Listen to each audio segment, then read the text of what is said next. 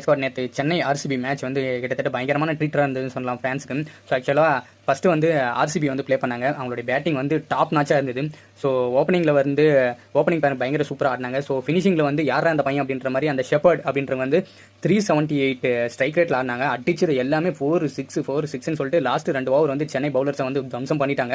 So ஆக்சுவலாக மறந்துட்டாங்கன்னு சொல்லலாம் அவங்க பேட்டிங்கை பார்த்துட்டு. ஸோ சென்னை வந்து 214 அடிச்சா வின் அப்படின்ற டைமில் வந்து களத்தில் இறங்குறாங்க. ஸோ சின்னசாமி ஸ்டேடியத்தில் வந்து இது பாசிபிள். பட் ஆனால் நம்ம பேட்டிங் டீம் இதை வந்து ஃபேஸ் பண்ணுவாங்களா அப்படின்ற ஒரு டவுட் இருந்துட்டே இருந்தது.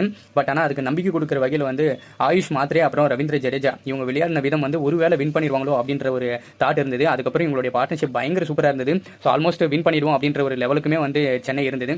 லாஸ்ட் ஓவர் வந்து 15 ரன் அடிக்கணும் அப்படின்ற நிலைமையில தோனி ஸ்ட்ரைக்கில் இருந்தார்.